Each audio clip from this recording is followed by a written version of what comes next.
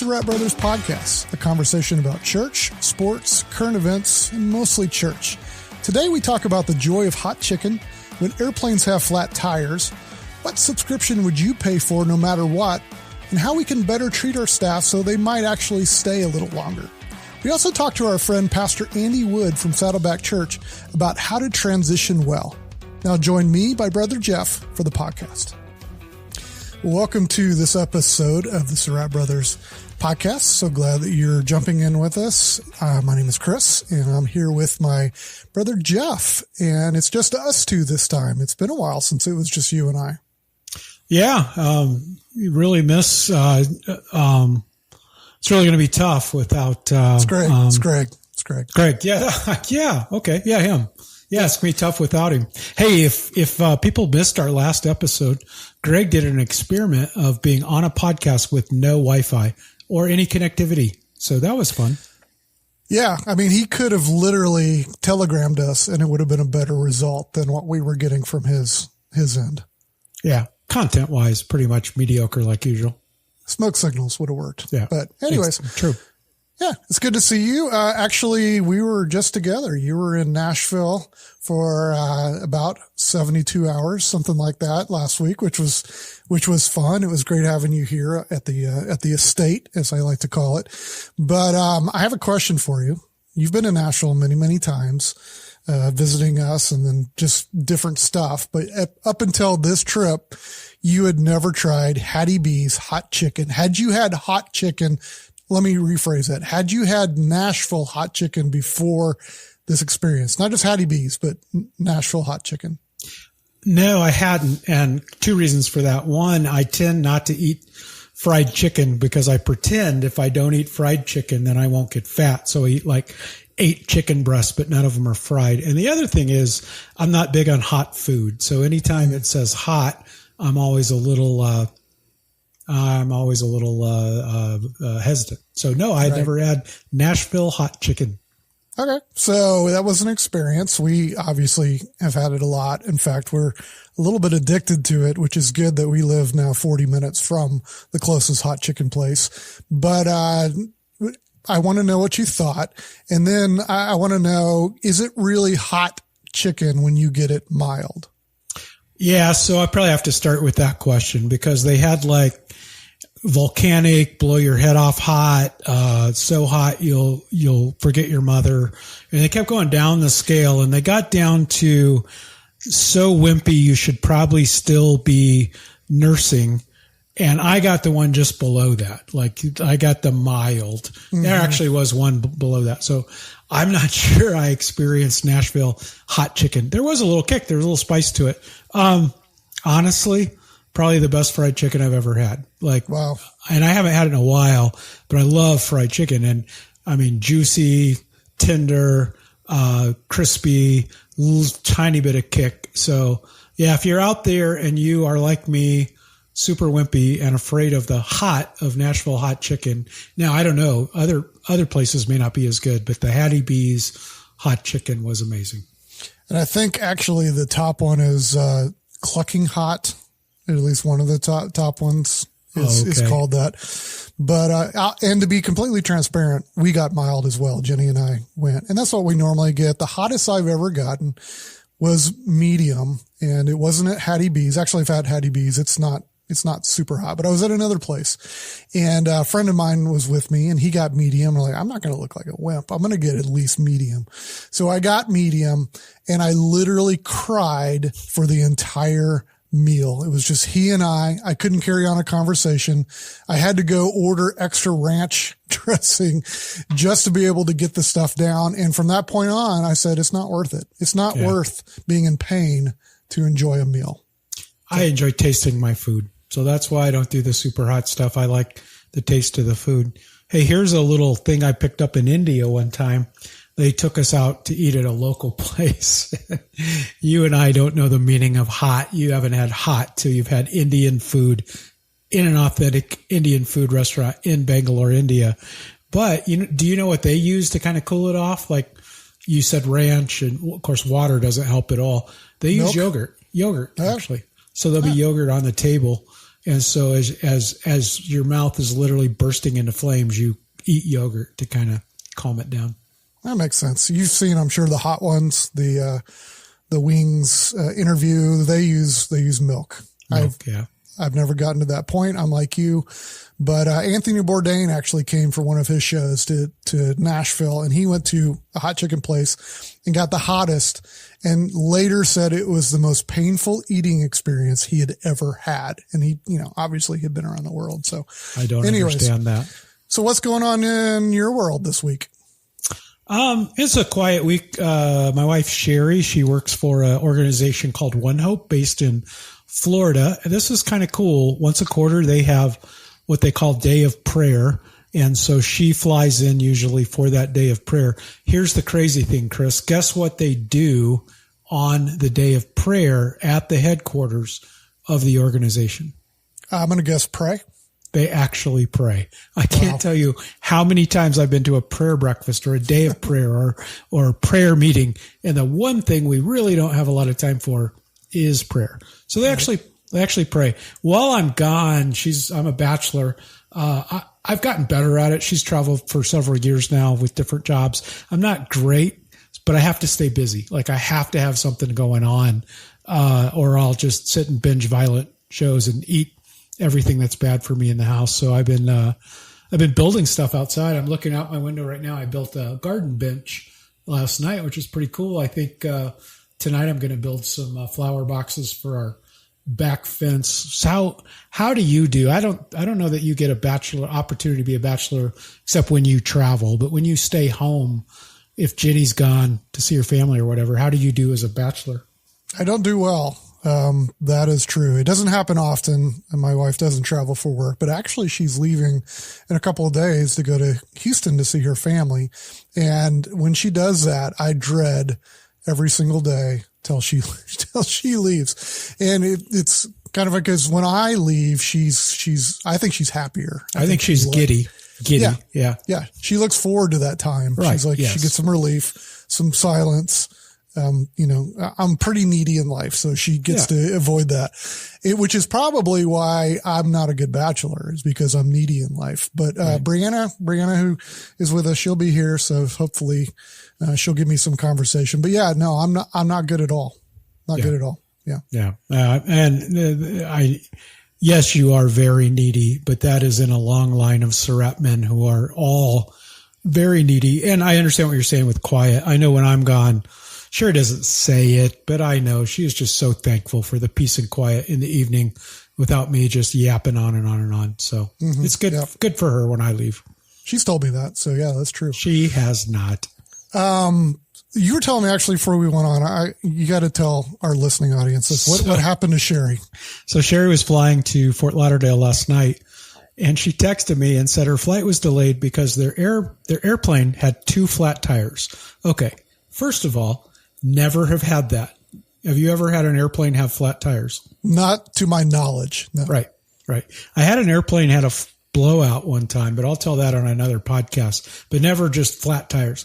So she's in the concourse, and looks out the window, and I got to find out how they jack up the plane. Like they have a jack, like in NASCAR, I guess a guy comes running out with a jack and he jacks it up. And then you got a wheelman who's taking all the I don't know. I guess it has lug nuts, takes the lug nuts off, slaps the new tire on. That's the size of a small house, and I guess tightens the lug nuts. But just the whole concept, I got to YouTube this after we get off. The concept of jacking up a 737 is just crazy to me. That is crazy. It is good that they discovered it before they took off, though. You've seen those landings where they're pretty sure like the wheels aren't right and they have to plant the thing on foam and all that. So, wow, that's crazy. No, I've never had that happen. Yeah. Let me ask you, I want to talk about current events for just a second. I noticed this the other day. Because that's what we do. That's what we do. Yeah. Church for, current events and mostly church. Hey, can I throw one thing in real quick? Sports. Sorry. Super quick. I was trying to watch that. I know. I went to watch the United States women's soccer team, national soccer team on Saturday. Oh. What a blast. We don't have to go into it. We don't have to talk about it. They beat Korea 4-0. I'm hooked. So last night at home alone, most guys would be watching some Terminator movie. I'm watching the U.S. women's soccer team play Korea again. So anyway, fun stuff. Women's sports right now, the WNBA and of course the U.S. soccer team's always been the best in the world, basically. Yep. Yeah, that's cool. Is Mia Hamm still good? She's still playing well? Yeah, I think she's 59. Like, no, she's not playing. Okay. I haven't watched it. Last night, 16-year-old girl gets into her first game ever, scores a goal. Bam. Wow. Yeah. I haven't watched it in a minute. I'll have to. I will say I haven't watched men's either, except for Messi. So anyway, Spotify just announced that they're raising prices. And it seems like this wouldn't be a big deal, but I guess they haven't raised prices in a while. I don't know. I've had Spotify. I have a family premium plan. I have had Spotify, I think, since it was still a Swedish only product. I remember a guy at work, this is when streaming was brand new. It was right after Napster got shut down, and it was like, oh my goodness, how are we going to get our music? And we were paying like $1.99 a track from iTunes. And so this company called Spotify comes out of Sweden. And at the time, you could get a lot of music, not all the music. And so I signed up for it way back when. So I've just kind of rolled with it, and still great. I think I haven't compared with Apple Music or YouTube Music or Amazon, whatever. I haven't compared, but they're going to raise their prices. And since I've been a customer for so long, I probably won't change. I mean, I already have playlists. I'm not going to go and try to figure out another interface in all of that. And so I'm probably not going to change it. And I saw a survey just the other day that it was talking about the churn rate with all of the different streaming apps and just how high it is. And I know you do this, we do this too a bit. You'll see a show that's coming out on a certain service like an Apple TV. Oh, we really want to see that show. So you'll sign up for a month or whatever. You'll binge it, and then you lose it or you get rid of it, and then you do it again in like 3 months. Well, that's what the world is doing right now. But I thought it was interesting. The one streaming app that doesn't happen to that much is Netflix, which it was the first app, really streaming app. We did it back when you ordered DVDs and they sent you DVDs in the mail. And then when they said, hey, we're going to do the streaming, we just said, okay, cool. We'll move over to that. So it's kind of the same thing. We've had Netflix forever. Probably not going to drop Netflix at any point. So my question for you, Geoff, is, are there any subscriptions that you would keep paying for even if they kept hiking the prices? Yeah, that's a great question. I do tend to jump around with a lot of those streaming services. Here's the challenge that I have. I forget that I have paid for a subscription, and it's on automatic renewal. And I don't know. I couldn't tell you which streaming services I'm paying for right now. I know a couple because we watch shows on them, but I'll turn over to another one. It'll be like, oh, we already pay for this. Oh, okay. Let's watch it. Netflix. Okay. To just being honest, I'd probably keep it out of just out of habit. Like you said, it was the first streaming service. I didn't sign up with the DVDs, but I signed up as soon as it went online, and I probably would stay with it. But really the reason is I don't know how to cancel it. I don't know how I signed up for it. I don't know where I would go to cancel it. I may have it through YouTube or through my phone system, or maybe some fairy came and play. I don't know. I know I think I pay for it. I don't know how to get rid of it. I really don't. I don't understand that. That is so funny because we just had that. We had subscribed to, I think it was like Paramount Plus or something for some show that looked interesting. And we finished the show and I went to unsubscribe, and I could not figure out how I had subscribed in the first place. Sometimes it's through Amazon. Sometimes it's through the TV. Sometimes I think somebody just gifts it to us and then we start paying for it at some point. And I literally for a week could not figure out how to shut the thing down. So that's so funny. So I think the lesson here is if you're going to have a subscription service, make it as hard as possible to shut it off. Yeah, which I guess it's like the phone companies. Yeah. Yeah. Phone companies, or it's like the gym that you sign up for. Like you can check out anytime you want, but you can never leave. I think the streaming services are the same. Yeah. So I was thinking about this too. The idea of streaming kind of broke up the whole cable package thing, satellite package, because this is going to be more just what you want. It's going to be cheaper. And I'm pretty sure, I have not looked at my bill in a while, but I'm definitely paying more than I did when I had Comcast full cable. So when are we just going to go back to, okay, everything just needs to be on one service. We'll pay this fee. Just give us everything. Is that ever coming back? Yeah, I think we're already there, to be honest with you. I mean, the latest Disney bundle, I think it's basically cable. It's funny because you and I were talking about this. It's kind of like, you remember when you were a kid going to the mall and eating at the food court, and it was so cool because mom and dad would eat one place and you could get your food someplace else. And then it became kind of old school to eat at a mall. We wouldn't do that. So they changed the name from food court to food hall. Food hall, yes. Separated them from malls, and now they're cool. So now it's a Disney bundle instead of cable. It's the same thing. It just costs way more and is harder to figure out. That's true. We have ESPN. We have the bundle. So we have Hulu. We have ESPN. I think it comes with ESPN Plus, and then Disney. And yeah, I would have no clue how to get rid of any of those. And then I have to figure out, okay, which password? Is it the Hulu password? Is it the Disney password? Is it the ESPN password? Yeah, I don't know. We make things harder when we try to make it easier. Right. All right. So let's talk about some practical stuff here. So I saw this in a headline the other day. This is a recent bill in the Senate, and this comes around every several years, it seems like, but it actually got a little bit of traction this time. I think Bernie Sanders was behind it, but the idea is to mandate a 32-hour work week without lowering pay. So right now the standard is a 40-hour work week. It has been, I think, since Roosevelt or somewhere in that era. And I read about this the other day and I can't remember the details, but they decided 40 hours. And there was really no, at the time, I listened to a podcast about it. There was no, it needs to stay here at 40. It will probably change kind of a thought back then. It didn't. It's still 40 hours. In reality, most people work more than 40, 50, 60 hours or whatever. But if this passed, which it won't, everybody says, but it would mandate a 32-hour work week. And I think in other countries like France and some other places, they have that. So it's being modeled, but it's not going to happen here in America where, you work harder, work longer. But, my question is, would this be a good thing for society in general? What do you think?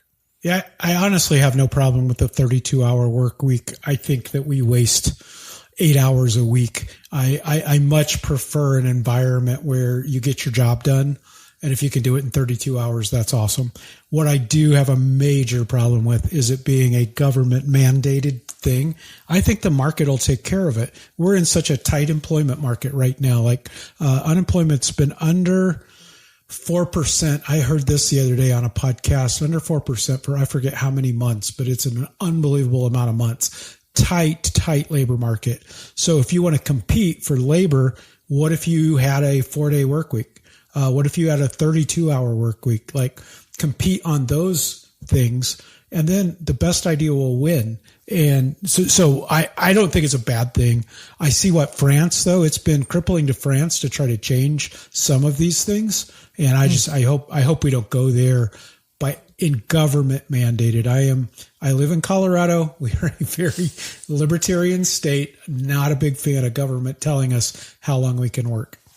Yeah, no, that's true. I live in Tennessee, and I don't see us going, yeah, the government told us 32 hours. You can't work 35. I just don't see that happening. But I think you're right. I think Fridays for most places is a wasted day. People just sitting there waiting to hit 4 o'clock or 5 o'clock. What about the church staff? I was thinking about this. Most churches give staff at least 1 day a week off if they're required on a Sunday. That's just natural because in the real world, supposedly you get Saturday and Sunday, you get a weekend. I kind of learned what this was really like when I went to the corporate world. And when I say corporate, it was Lifeway, but it wasn't a church. So we weren't open on Sundays. So suddenly I worked Monday to Friday and I had Saturday and Sunday to hang out with my family. And I'll be honest with you, Geoff, it was a beautiful, beautiful thing. I mean, it didn't, I mean, I'm not there anymore. So but for those 6 years, it was a beautiful thing that I didn't know really existed until I experienced it. But my question is, do we need to look at how we mandate church staff time, and you guys have gone to a really cool approach when it comes to paid time off, which I want you to talk about. But what are your thoughts on how we treat staff, and should we, like you said, get the work done when you can get it done? Yeah, I think there's a couple of things to it. One is I feel like we make policy because we don't want to have difficult conversations. If we have staff that are not going to do their job, then we need to have that conversation rather than mandating you have to work, 6.5 days a week or 7 days a week or whatever it is. Like, I think there are meetings that you need to be at, and there are times that we do need to see your face, but also on a church staff, a lot of your job should not be sitting at a desk. It should be out with people. And so I think this idea of mandating for church staff, you've got to be in an office these days, I don't think that makes sense. Yes, for all staff, for meetings like that. I also think on the other side of that, sometimes church staff become kind of spoiled. Sit down and figure out how many hours are you actually working. Oh, Sunday's a work day. It is. What time do you get there? Oh, we get there at 7 a.m. or 8 a.m. Great. What time do you leave? Oh, sometimes we have to stay till 1 p.m. Okay. Wow. That's great. That's a 6-hour workday. Most people are working an 8 to 9 hour workday. So what about Saturdays? Well, we usually don't have to work on Saturdays. What about Fridays? We don't work on Fridays. Oh, okay. Sorry, but you're getting 2 1/3 days off a week, which is fine. I have no problem with that. It's just sometimes I hear, I'm just so overworked. I'm like, I'm not sure you are. I think you're not accurately counting your time. You mentioned we went to what's called RTO, responsible time off, which, by the way, since I talked to you, I talked to my daughter. She works for a very, very large engineering firm. They also have RTO. And so far, it's been great for us. What it means is you have to clear your time off with your supervisors, but it's not limited to 2 weeks a year or 4 weeks a year or whatever. It's get your job done. If you can cover it when you're gone and your supervisor says, okay, it's been great so far. I haven't seen a challenge so far. And we used to have one tier for pastors and another tier for people who aren't pastors. That was really awkward. That's gone now. And so, yeah, I love that. Yeah, no, I do too. I mean, you actually trust the people that you're hiring. If you don't trust the people that you're hiring, you probably shouldn't have hired them in the first place, or they need to move on. An exercise I did a long time ago, I had a boss, I don't even remember which job it was, but had me do this for a week where I basically logged I think it was every hour, every 30 minutes, what I was doing. And it really wasn't so he could jump on me about, hey, it was more about understanding this is how I'm spending my time, that, I'm not being productive during this time. And it really helped me as an exercise. So I think it'd be great for a lot of church staff to maybe walk through that. Again, not as we're going to come down on you because you're not working, but letting the staff member understand that they're actually putting in 6 and not 8 hours. Before we get to our guest, which I'm super excited about, I'd love to get some practical advice from you, because on this topic, it seems like there's a lot, and it has been for years, but there's a lot of churn when it comes to church staff, especially in fast growing churches. I mean, I've seen it in the churches I was a part of, staff coming and going over and over. I saw, Tony Morgan, I think, just did a podcast talking about how as we hire more Gen Z, we're probably going to have to get used to that. Coming and going, because that's, it's a gig economy kind of a thing. But I think there's some things that we can do to help keep staff, better retention. And I would love to hear from you, because you have led staff and done it for years. You're leading staff now. What are some tips for a pastor if they want to say, hey, we want to keep some of these staff? Yeah, let me throw out a couple ideas. I heard the CEO, and I can't think of his name top of my head, of Home Depot, not current, but the one who really put Home Depot on the map. And one of their mantras was hiring Gen Z. They said, we know this won't be the last job you ever have, but this will be the best job you ever have. And I thought, what a great way to think of it. A couple of things I would say is just hire slow. You remember, Chris, when we got an opportunity to hang out with the leadership development guys, Mark Miller at Chick-fil-A, and he talked about how hard it was to get hired, not at the restaurants, but at the corporate level. His assistant that he hired had to go through 17 interviews before she was hired with 17 different people. And when I heard that, it made a ton of sense. It's not just to find out, is this the right person, but for them to find out, is this the right culture? Is this a fit for my culture? So I would say, you know what we do a lot of time in church world is we hire quickly for a need. Oh, we got to have a children's person. We have to have a whatever.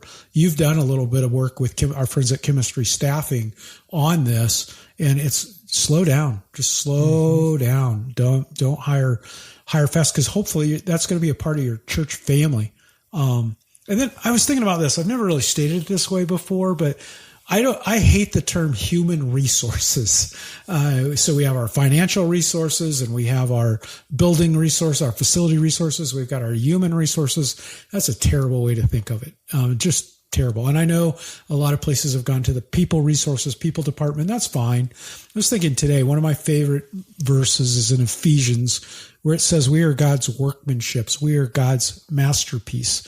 What if we think of our staff not as resources, not as cogs in the machine, but God has entrusted us with a group of his masterpieces that he is creating for good works. And what if we think it through as, how do I help this person do the good works that God created him or her to do? And so that's why I'm developing them. That's why I am helping them get more education and to grow, not so we can have a better machine and grow faster. That's fine.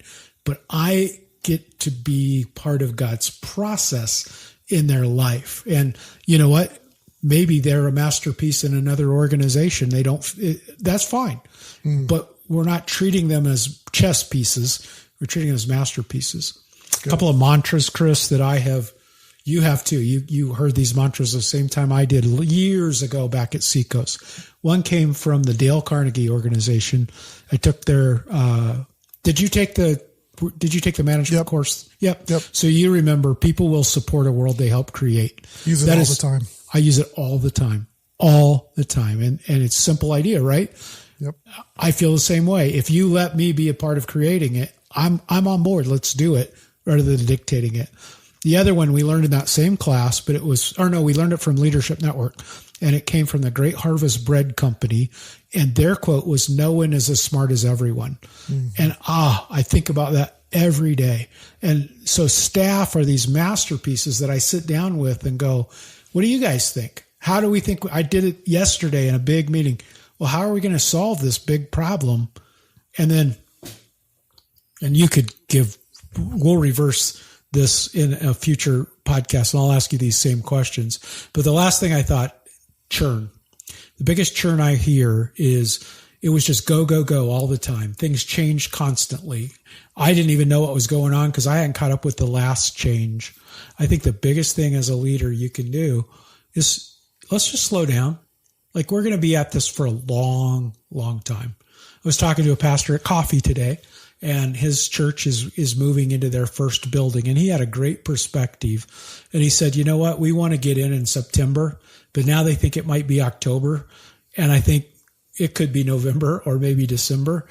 But you know what? We're going to be in that building for 30 years. So 10 years from now, 5 years from now, a year from now, we're not even going to remember what day we got in that building. So let's not just kill ourselves for this big Sunday, for this big event, for this big.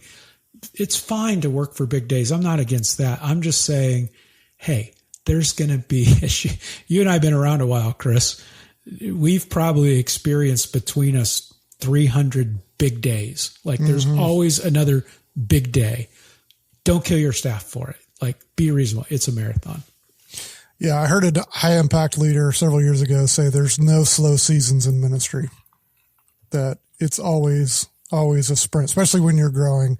And I just think that's not a healthy way to approach it. And I've been a part of those staffs where, you're right. It's, every Sunday has to be a home run. It has to be the best thing that people have ever experienced. And that's the quickest way to burn out your staff, if that's your approach.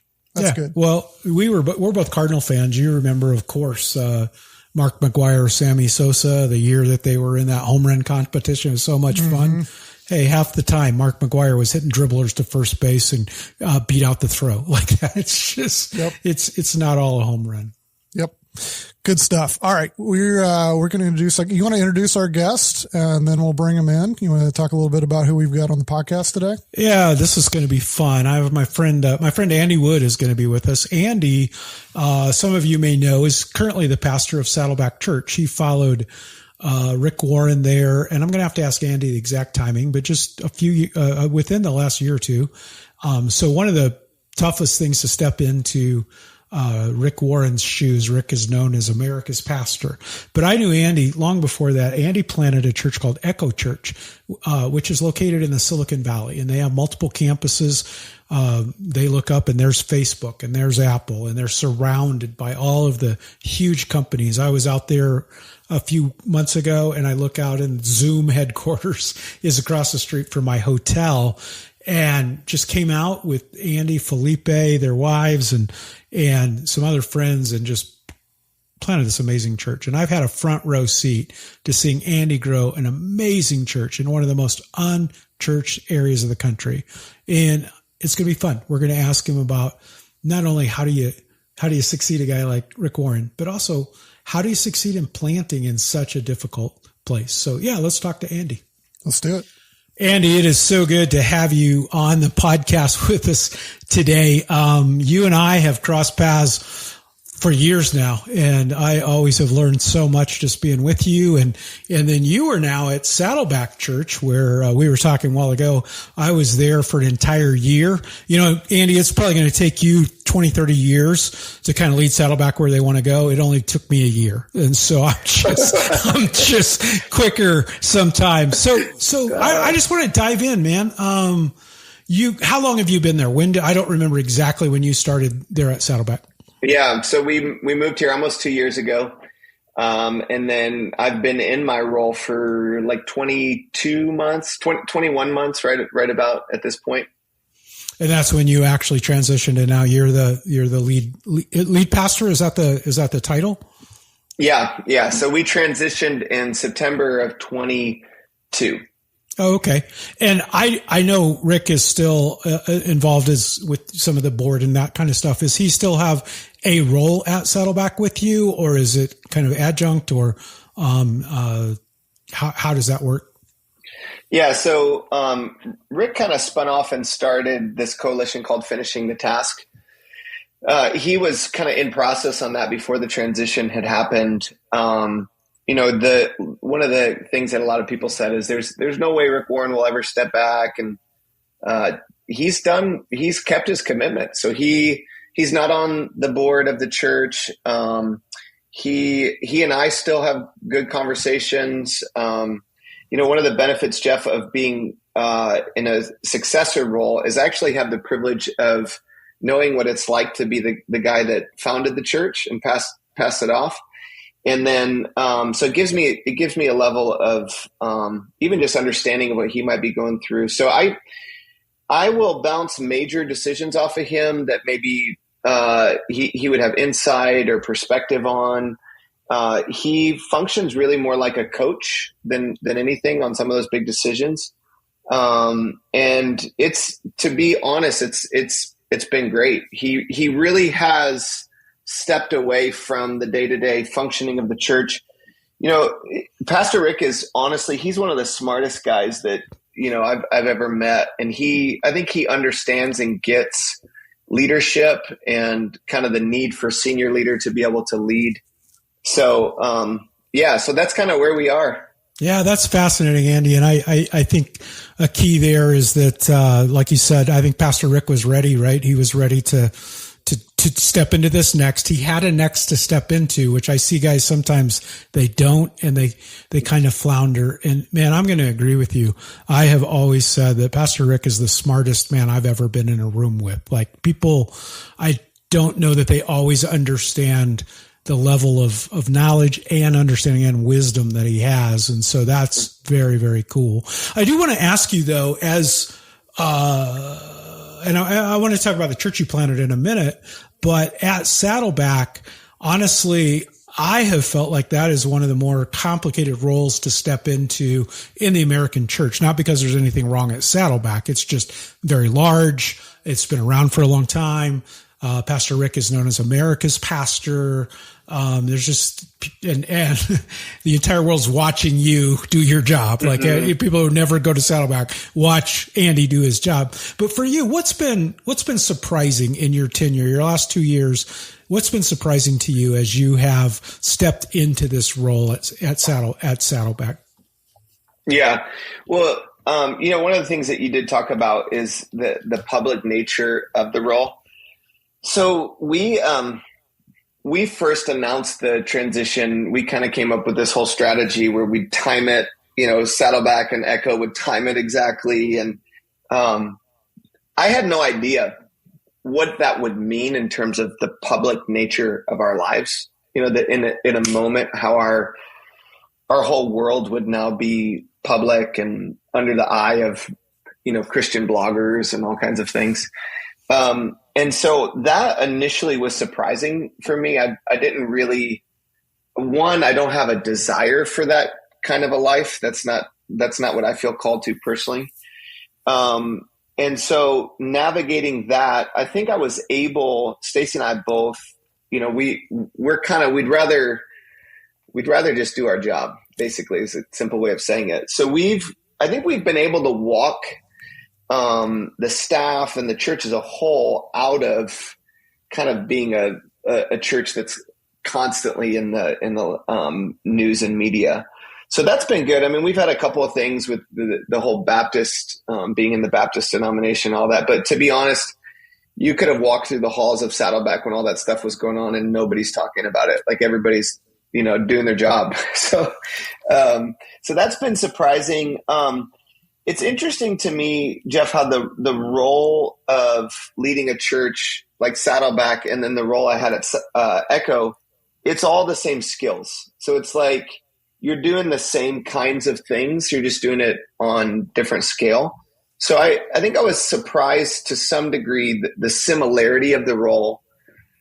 And then the thing that I've had to navigate is the complexity of how you're moving pieces around and you're trying to get, certain people in the right role.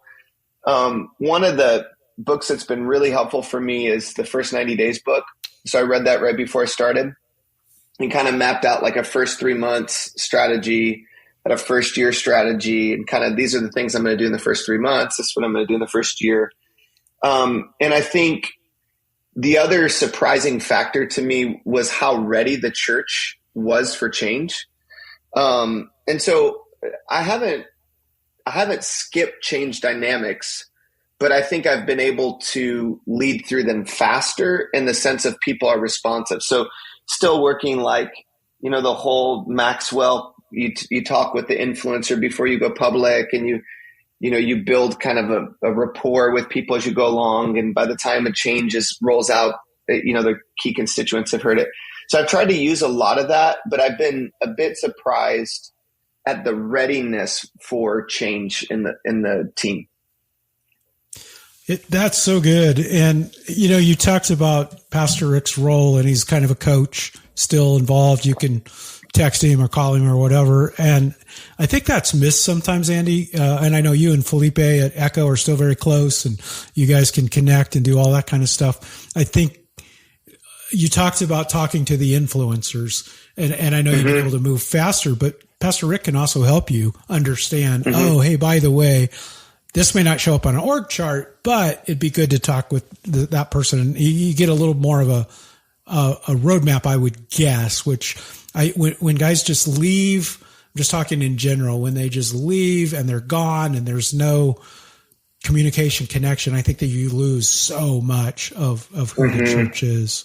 Hey, let me ask you another question. You mentioned, and I hadn't thought about this, you are a successee and a successor. Like you planted Echo, and you know what it's like to, your baby. Like you grew that. I remember conversations you and I had where you guys walked through hard times, and I was part of your board there for a while. And so that's hard. Like you birthed it, you grew up, but then you handed it off, and then you followed somebody at Saddleback. What advice would you give pastors who are either, maybe you can go either way with this, but either they're preparing to hand off the baton, or maybe they're the successor coming in? I've seen it done very poorly. I feel like you've done it well on both ends. What kind of advice would you give to pastors that are in one of those, either taking the baton or handing off the baton? Yeah, well, I would say if you're passing the baton,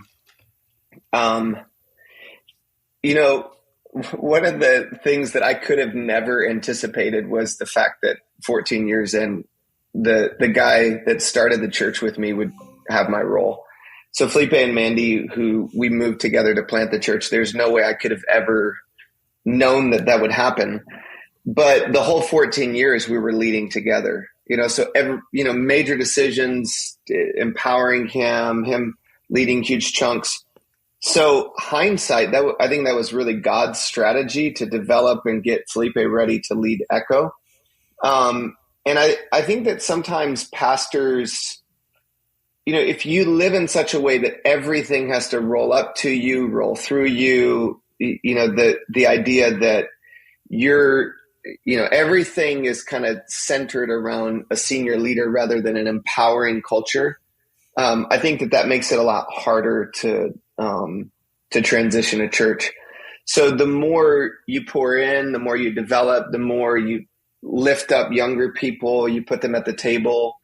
I think that's huge. The other thing that we've watched since moving is to see the culture that we were able to build together with Mandy and Felipe, to see that culture continue forward. And Felipe's made changes and done things differently, strategically, and maybe even some of the systems. But by and large, it's a very similar culture to what we had built together.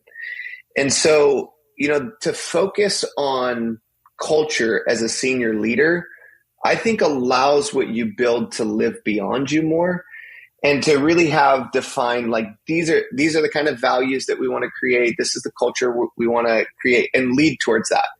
So some really small examples would be refusing to tolerate a culture that you don't believe God's calling you to create, making the hard decisions to preserve and focus on culture as you move along.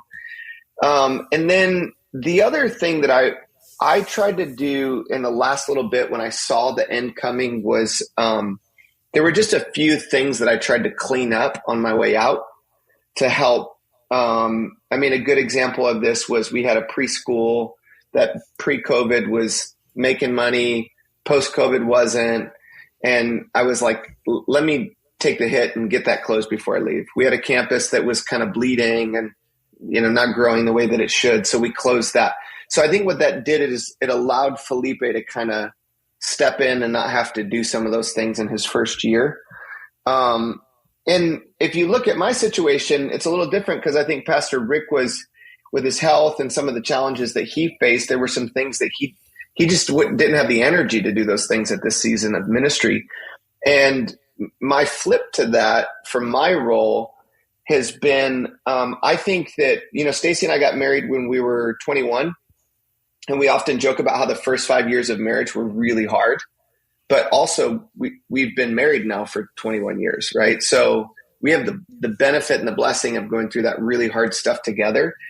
And so that's been the perspective I've tried to keep on these first couple years with a lot of the hard changes and decisions, is this is actually a great opportunity if I navigate with wisdom and with health. If I can get through these difficult decisions and we come out stronger, then that really does allow me to build trust with the church and with our staff.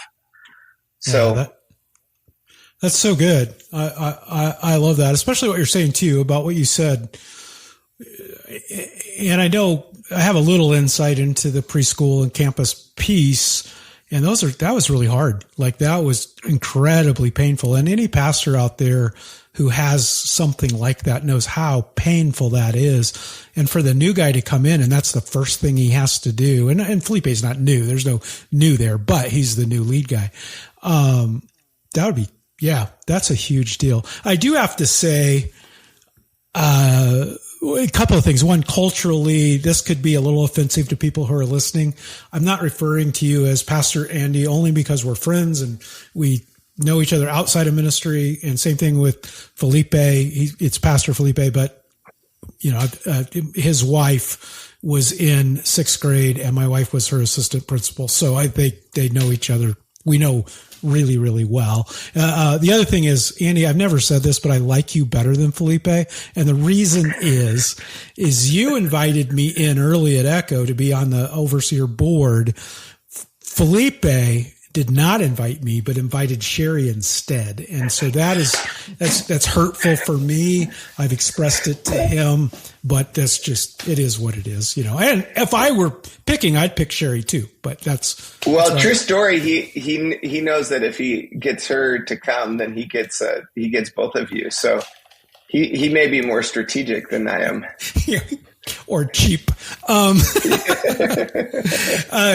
more questions real quick. One is, so I think everyone would realize, but the Silicon Valley it's got to be one of the 2 or 3 hardest places in America to plant a church. And of course, I think you grew up in Detroit, right? And that's would be a really incredible hard place. You went to school in Charleston in the Bible Belt. And I think it might have been easier for you to go, you know what? Let's stay in the Bible Belt. We can get a lot of support here, part of a great church here.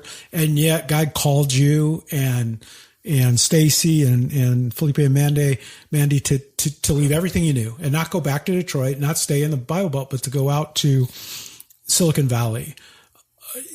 And I know this is going to be it's a question you've thought about a lot, but if you're talking to somebody who is thinking hard about planting in a really difficult place, what's 1 or 2 things that you would say, hey, here's how you plant successfully, or here's what you need to be thinking about before you make a step like we did, which is move all the way across the country to such a tough place and plant? Mm-hmm. Yeah. I think the call piece is always huge, really asking the Holy Spirit to lead and guide and give clear direction, and just expressing that openness on the front end of discerning a call, I think is the most important thing, because nobody wants to be planting a church without the full favor and anointing from God. So that kind of goes without saying. It's a little bit of a permission to play, but I would also say from just a thought process angle, I think a lot of church planters try to decide where to go, and they think, oh, well, there aren't as many churches here, so we should avoid those places. They're really hard. And then they go and they try to plant like next to another church because they think, oh, well, there's a lot of churches here and it must be easier. And this is where I think a pioneer, entrepreneurial church planter, true like apostolic wiring, thinks differently. Like Paul, when he says, oh, you guys are all going there, I'll go where nobody else is going. So I think finding those spaces where you know what season of life you're in, what you're like, what kind of people you naturally connect with, whether it's, you're more into hiking and outdoors, or you're more into fitness and lifting weights, or, all of those things that play into the kind of people we naturally connect with. And then looking for places where there's not another church that's trying to do the same thing that you feel called to do. So when we started Echo, we did a ton of research on all of Silicon Valley. And we realized at the time there was one other really good church, but kind of a different style, vision. And they were like 25 to 30 minutes away from where we were going to plant. There was a little bit more like uber charismatic church down the road. And they were big, but they were very different than what we were trying to do. Great ministry, but just different. And then we plopped down in that Rivermark community in Santa Clara, kind of heart of Silicon Valley. And for 25 minutes around us, there's nothing like what we're trying to do. So I think we got a lot of really fast growth on the front end where you're reaching lost people, but you're also reaching a lot of believers that are moving to the area, that want to serve, that want to make a difference, that some that already even know how to tithe and, give and have a heart for ministry. So it's just counterintuitive to say, okay, where are those places? And I think now because of ministries like ARC and Strategic Launch Network, I think there are fewer and fewer places like that than there were maybe 15 years ago, but there still are a lot of really unreached areas.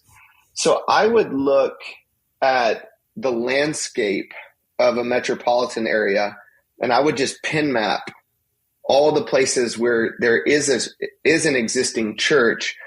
And then I think a great question for a good pastor in those cities is, hey, if you were gonna start from scratch in this community, where would you go?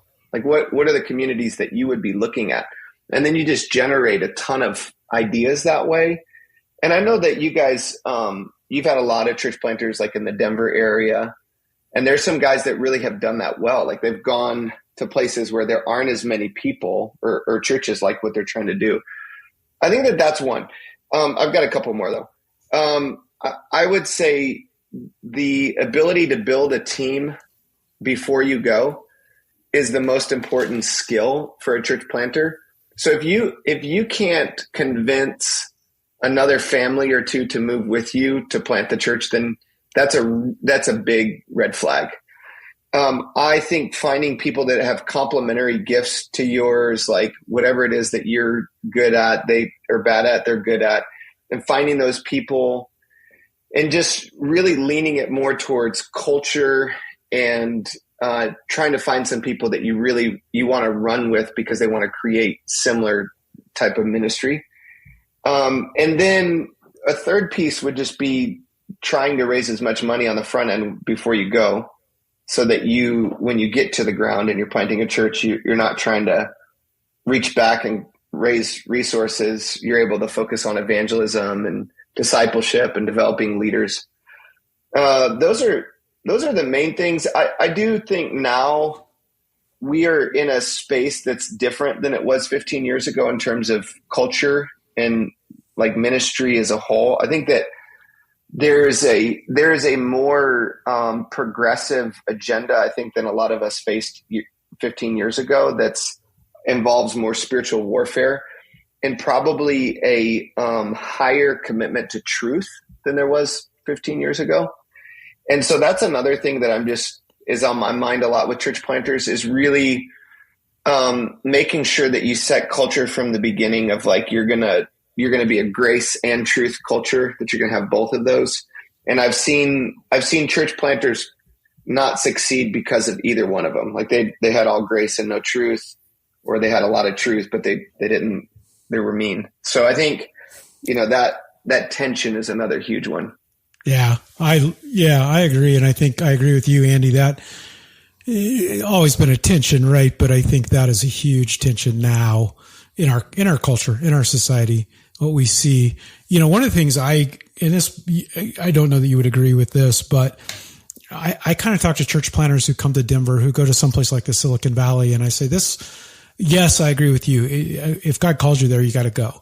You also have to be able to, if you can't build a team, don't go. If you can't raise money, don't go, because you may not be able to plant anywhere. But I kind of think of those areas as, you're an athlete. It's kind of like Major League Baseball, right? If you're going to do that, you have to be able to hit a curve, and you might be able to plant single A, double A, triple A, but those are Major League. And I know you are a Major League player. You can hit a curve. And I know some other church planters, and you do too, a lot through the Strategic Launch Network, who are guys who can plant in places and succeed. Just because you can't do that doesn't mean you're not a planter. It just means that's not your community. We have guys come out here, and our Silicon Valley is Boulder, Colorado. Man, I'm going to go into Boulder. Boulder is beautiful. Absolutely. And it is the toughest. Hey, I want to ask you one more question. So you've been at Saddleback for a couple of years. There's been some, as there always would be, some transitions that you've led and figuring out. But now, as you look at this next season at Saddleback, what are you excited about? Like, what do you look at going, hey, this is either where we're headed or something maybe you're even doing beyond Saddleback? But I'd love to hear what are you excited about in ministry coming up? Mm-hmm. Yeah.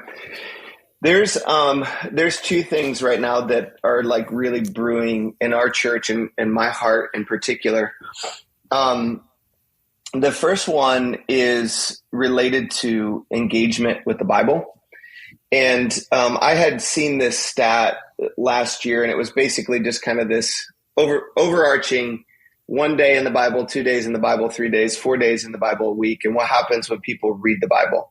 And when you get to like 4 days a week, you see loneliness go down, you see depression go down, you see, the pornography go down, joy, peace, fulfillment, all that shoots up. So we, this last year, we were doing kind of our sermon prep gathering time for the annual planning. And I'd always been kind of like, I don't really want to do like a whole read through the Bible thing. I'll do teaching series, all that. And then it was like the Holy Spirit just took over the meeting, and it was very clear, like, this is what we need to do. So this January, we launched, we called it the Anchored Life, and it was really about being anchored in a crazy world. We went through Tyndale's Immerse, which is like 8 weeks.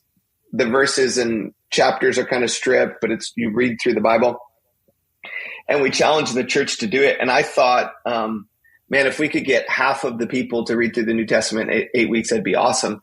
And we ended up having more people commit to do it than we have in regular attendance, which just shows you like, it was unbelievable. And I've never been a part of something that I felt like there was as much spiritual momentum as what we experienced in those 8 weeks. And what I walked away, and it sounds so funny to say this, but I was like, it just shows you God really wants people to read the Bible.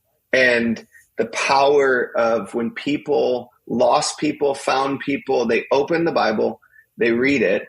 God's word has the power to transform people's lives. And so we're just going to kind of do that rhythm more. But we're also really excited because we in the coming years, we're going to, there's no like campaign with it for the church or anything. It's just like, let's see if we can mobilize the church to engage their people with reading God's word. So that's one thing I'm really excited about. And I could talk more about that. But another thing that my kids are 17, 15, and 10. So the conversations we're having in our home are, oh gosh, graduation's coming. We're about to launch our oldest into the world. And I look at the challenges that a lot of parents are facing right now. And, Stacy and I read books on parenting. We have good mentors, and there's a lot of moments that we feel like we're on our heels, like we're figuring it out as we go along. And recently I just have been really troubled by that and just started like doing a deep dive again on family stuff. And what I started to see in conversations I would have like peers, and especially a lot of the dads I would talk to, is they just feel they feel like they're on their heels. They feel under-resourced. They feel like they've lost their authority to parent their kids. They feel like culture's taken their kids. The technology has their family. And so what I have just been deeply burdened over is the reality that in many ways culture has said, oh, we'll parent your kids. We'll take your kids into our counseling program. We'll take your kids into our school program. We'll educate them. And it's like, a Babylonian immersion of our children. And, we certainly want to be salt and light, and we want to be engaged in the world to reach people who are far from God. And at the same time, I think the confusion for a lot of parents right now is that they have been delivered a message that they no longer have the authority to parent and disciple their own children. And I personally believe it's time for the church to take back the family, to say like the family belongs to God. Like That's his authority, his structure. It's his divine design. And we need to become, again, the experts on what does it mean to lead and to love with a God-honoring home. And every time I get into this conversation with other pastors and ministry leaders, I just feel like there's such a hunger, because I think a lot of the things we've done in local church in the last 20 years, and rightfully so, but they're like a lot of downstream ministries. Like, okay, Celebrate Recovery is wonderful, downstream ministry. Food pantries, Dream Center, Peace Center is downstream, and we need those. Like Jesus, I think you can, from Jesus's teaching, get to that place.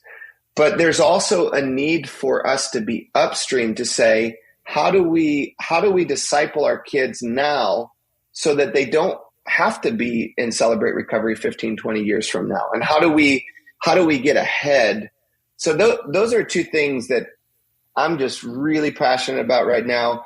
I think that the other big piece is I'm feeling burdened to step into a lot of the confusing conversations in our culture. And what I've noticed is a lot of peers that I talk to going one or two directions. And one is they don't talk about any of it. They don't talk about marriage. They don't talk about sexuality. They just leave it alone. We don't want to deal with abortion. We don't want to get political. And then there's some, on the other hand, that's all they talk about, and they come across as like they're angry all the time. And so I'm feeling burdened to step into that conversation, but to do it with joy, and like for the world to see Christians are happy people, and we've got joy because we know our eternal destiny. We're filled with the Holy Spirit. So those are like a few of the just overarching themes that God's really just been putting in my heart recently. Man, I love it. I love hearing the passion, seeing the passion in your voice. I am a little tired of hearing about the family thing, because that is all I hear from my wife all day, every day. That is exactly, not the same words, but the exact same sentiment that you're saying, is that we have, I love the way you put it. We have to do more upstream, and I love it. And in our show notes, that study that you mentioned, the impact of Bible reading, we'll find that. I have read that as well, and it is stunning. And if pastors haven't read that, they need to read it.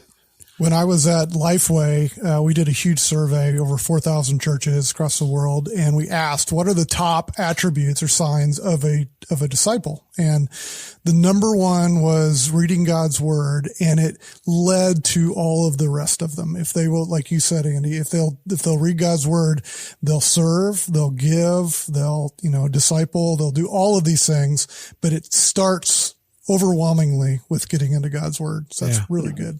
So good. Well, Andy, I was thrilled when you took the role at Saddleback. I know that you and Stacy aren't looking for the stage, and yet at Saddleback you have no choice, because it's well known, and there's not going to be anyone in America I would rather see in that role. And like you said, when you speak on these issues, it resonates well beyond Saddleback, and I'm glad it's you that's there. Hey, thank you so much for joining us today. It's been fun. Thanks, Geoff. Really appreciate you, man. Appreciate you. I want to talk about one of our sponsors, and that's Intentional Reach. And they could be your partner in turning audio and video sermons into top-notch transcripts. And they specialize in sermon transcription, podcasts, conferences, interviews, webinars. If it's spoken, they transcribe it. And these transcripts can boost your online reach up to threefold. Search engines love text, and transcripts make your content more searchable. Plus, at about $400 a month, it's a cost-effective way to expand your audience. And they're not just for websites. They can be repurposed for newsletters, blogs, social media, and more. So check it out. Go to intentionalreach.com and hit Get Your Transcripts today. All right. That was great. What a great conversation with Andy, and to get his perspective and everything that's going on there at Saddleback, amazing things. But this is going to wrap it up for this episode and Geoff, this season. We are. Wait. Yeah. Who decided? What? This is the end? It's over? Not forever. No, we had a great first season. If you've missed the episodes, you might want to start with about episode 8 on the first season. Yeah, I was going to say, let's be honest. I wouldn't say great season. I'd say, Seinfeld's first season. Okay. Not great. Yeah. I think we picked up some momentum as we went. Yeah. I mean, you get better or you die. It's one of those things. And so I think we're getting better. But we are going to wrap this as season 1. And, we will have a special bonus episode, which Geoff and I are very excited about in the summer, right? Should we tell them about it a little bit? You can if you want. Yeah, go ahead. So we're going to get some more members of the Surratt family together to tell mostly just stories about Greg. That's going to kind of be the thing. We're going to try. We're working on getting our dad. We're working on getting our sister. We may even drag in some more Surratts. Greg has like a dozen kids. I don't know. I've lost track. So yeah, it might be fun. Yeah. And our dad is turning 90. And that's why we're all going to be together in Charleston. So look for that episode to drop probably in July, mid-July. But then we're going to come back with a bang with season 2 this fall. Yep. And we're talking, we're efforting some guests that I think are going to be pretty fun, pretty exciting. We're not going to bring back any of the duds from this year, but the good ones may be back again. Like Greg? Are we bringing Greg back? No. Yeah. We didn't have any duds this year. Everybody was great. Yeah, well, they were, but we'll see if Greg makes the cut. But yeah, so we're excited. So this will be our last one for a little while. Again, look for the bonus episode. Don't unfollow us. In fact, I would go ahead and follow us if you haven't yet on your app, on your podcast app, because you'll want to know when things are coming. And we may drop some other bonus things along the way before we kick off again for season 2. So make sure you do that. If you wouldn't mind, if you would like it, especially on Apple Podcasts, that helps other people see it. That pushes it up to the top. So we would love for you to do that. So again, thanks for hanging out with us for this season. And we'll see you in just, I guess, about a month. See ya. Yeah. We don't have to talk between now and then, right? No, that's the best thing about this. Great. All right. See you guys. Thanks.